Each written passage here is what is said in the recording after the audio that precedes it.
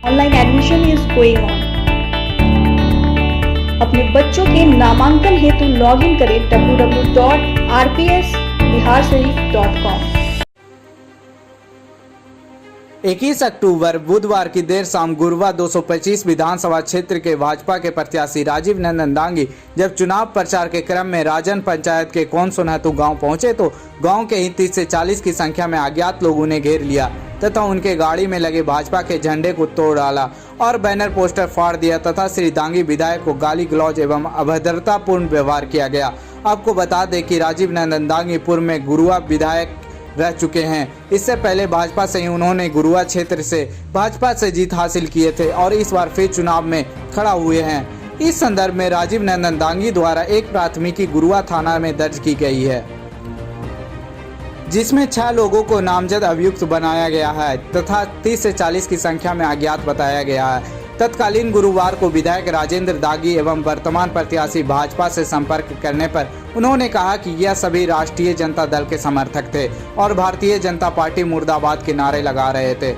मैं किसी तरह वहां से भागकर किसी दूसरे के घर में 1 से 1.5 घंटा तक बिताया। 1.5 घंटे बाद पुलिस वहां पहुंची, तब मैं किसी तरह वहां से निकलकर अपने गंतव्य स्थान तक पहुंचा। इस संदर्भ में इमामगंज विधानसभा क्षेत्र के हम पार्टी के प्रत्याशी एवं बिहार के पूर्व मुख्यमंत्री जीतन राम मांझी ने दुख प्रकट करते हुए कहा कि यह बड़ी ही शर्मनाक घटना है और इस तरह की घटना नहीं होनी चाहिए। विरोध करना है तो वह अपना वोट देकर विरोध करे तथा वोट देकर किसी को हराए, यह अच्छी बात नहीं है। ऐसे लोगों पे सख्त से सख्त कार्रवाई होनी चाहिए। गुरुवा थाना अंतर्गत राजन पंचायत के ग्राम सोनातू में चुनाव प्रचार के लिए भाजपा प्रत्याशी गुरुवा विधानसभा के रूप में गए हुए थे, जनसंपर्क में थे। वहाँ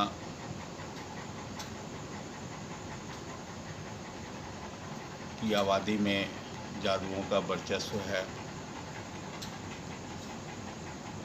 वहाँ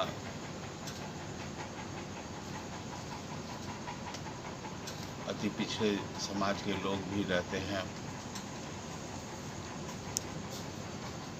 क्या लगता है किनके द्वारा कराया गया है हमला? क्या जब चुनाव प्रचार में गए तो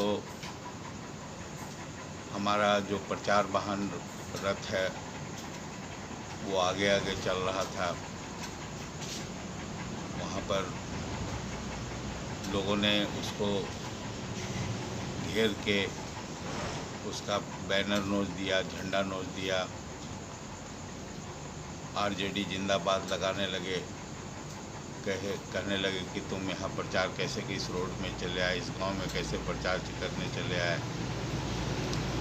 और ड्राइवर के साथ भी धक्का मुक्की किया। हम लोग प्रचार वाहन से थोड़ा पीछे थे, क्योंकि हम लोग पीछे पीछे चल रहे थे जनसंपर्क करते हुए।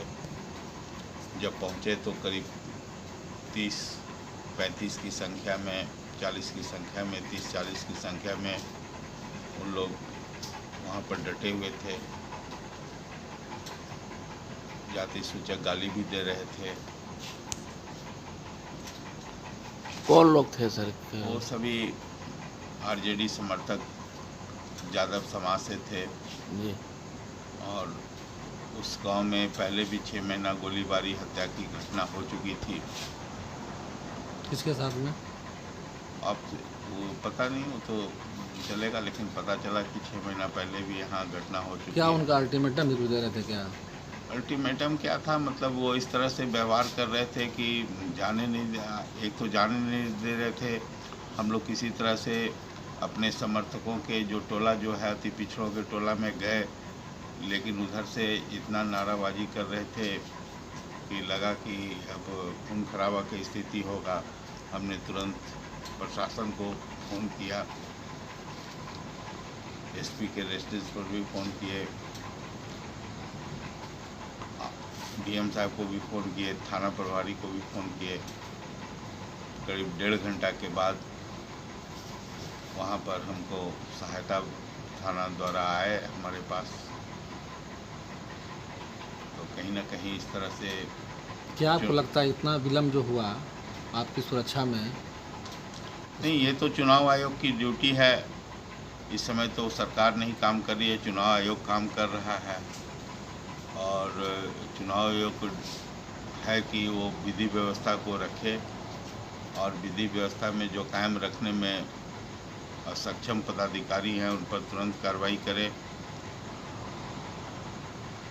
कहीं ना कहीं इतना हम सारा चीज़ कर रहे हैं, चुनाव आयोग कर रही है, इस पर गंभीरता से लेना चाहिए। और चुनाव निष्पक्ष होने के लिए प्रचार प्रसार का भी जो समय मिलता है चुनाव आयोग के द्वारा, तो किसी को कहीं जाने से रोका नहीं जा सकता है। सर आपके ऊपर भी जानलेवा हमला किया गया है? जानलेवा हमला मतलब सिर्फ ये नहीं होता है, लेकिन जिस तरह से उग्र होकर उन लोग कर रहे थे कि टकराव की स्थिति उन्होंने उत्पन्न कर दिया कि कुछ भी घटना हो सकती थी। मूवमेंट उस तरह का बनाया जा रहा है? मूवमेंट बनाया जा रहा था। अब लग रहा है जंगल राज की स्थापना हो रही है। ये टेलर दिखा रहे थे लोग, कहीं ना कहीं ये सारे लोग जो अपनी मानसिकता है उस मानसिकता को प्रदर्शित कर रहे थे।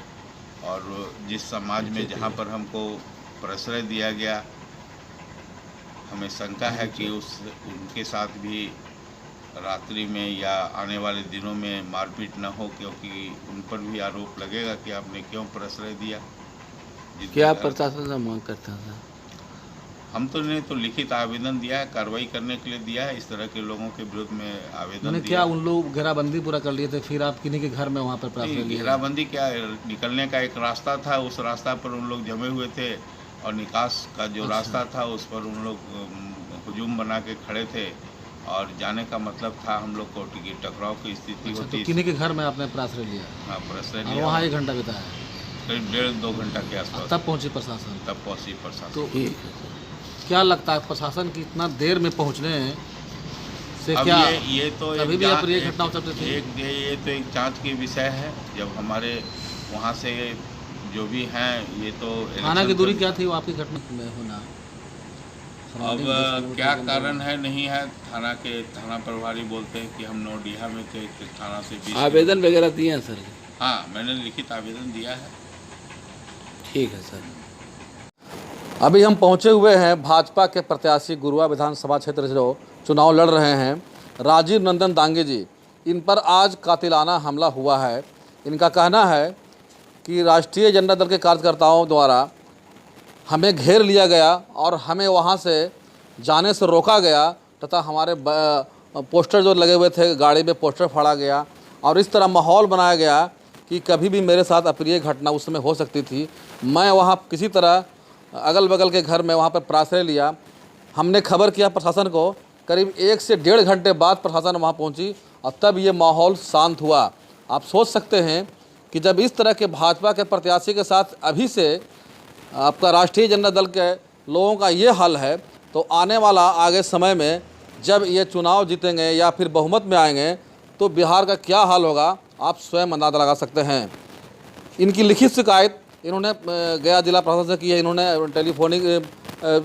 टेलीफोन के माध्यम से गया के जिला अधिकारी एवं वरीय पुलिस अधीक्षक को खबर की और उसके बाद पुलिस को भी खबर की। इन्होंने कहा कि थाना प्रभारी से मेरी बात हुई तो उन्होंने कहा कि मैं वहाँ दूसरे गांव में नौडीहा में था। लेकिन आप सोच सकते हैं कि 1 से 1.5 घंटा मात्र बता रहे हैं, 7 से 8 किलोमीटर की दूरी वहाँ पर थाना है और 1 से 1.5 घंटा विलम्ब होना यह अपने आप में यह प्रशासन के कार्यकलापों पर एक प्रश्न चिन्ह लगाता है। गया से RK Nirala. Brothers digital advertisement agency, a group of brothers entertainment. अब क्यों है किसी सभा में जाना, जब है डिजिटल का जमाना। कोरोना से भी बचेंगे और अतिरिक्त खर्चों से भी। स्कूल हो या कॉलेज, होटल हो या दुकान, या हो कोई व्यवसाय, रैली हो या चुनाव, किसी भी तरह के संस्थानों के लिए एकमात्र डिजिटल प्रचार एजेंसी ब्रदर्स डिजिटल एडवर्टीजमेंट। हम आपको हर पल देंगे एक से बढ़कर एक डिजिटल सुविधा, जैसे कि Facebook marketing, Instagram marketing, YouTube advertisement, Google advertisement, local electronic media advertisement, campaign services, HD graphics, poster design, ultimate HD videos making. आज ही संपर्क करें और बेहतरीन सेवा का लाभ उठाएं।